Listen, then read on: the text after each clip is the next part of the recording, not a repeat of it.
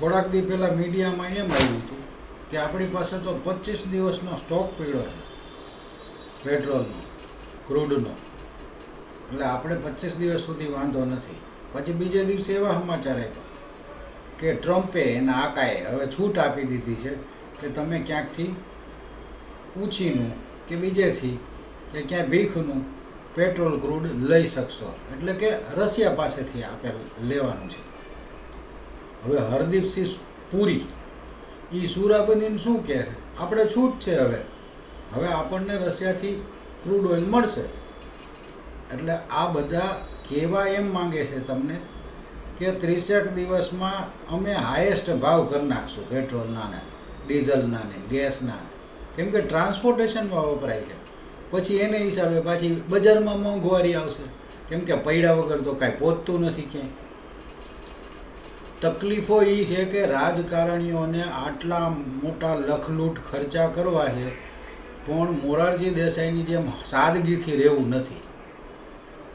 માની લ્યો કે જેની ગાડીઓ મૂકી દે ગેરેજમાં હમણાં, તો કેટલું પેટ્રોલ ડીઝલ બચે, કેટલો ગેસ બચે, પણ એ નહીં થાય. કોઈને દેશપ્રેમ નથી.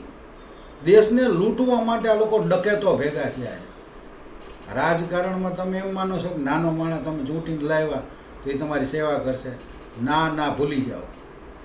એ હરવે એનું પદ ઊંચું લાવવાની પ્રયત્ન કરશે અને પૈસા બનાવવાનો પ્રયત્ન કરશે. દેશ પ્રેમ તો કોકને હોય તો ભલે અંતરથી, બાકી છે નહીં કોઈનામ દેશ પ્રેમ. આમાં તો પ્રજા ભૂખે મરવાની જ થાય, કેમ કે પ્રજા પાસેથી શોષણ કરો તમે તો ઓલાનું પછી લોહી ઉડતું જાય, પછી પ્રજા ભૂખે મરે.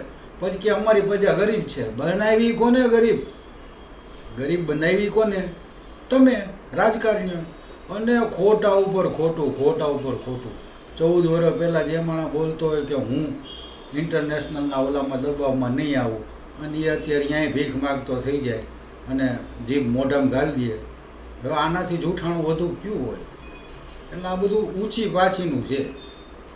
બાકી તો પ્રજાને લૂંટવાની જ તૈયારીઓ કરે છે. તમને આશ્વાસન આપી અને 15 દી પછી આ ગેસના ભાવ લ્યો ને 60 રૂપિયા વધારી દીધા. લ્યો, કેના બાપની દિવાળી?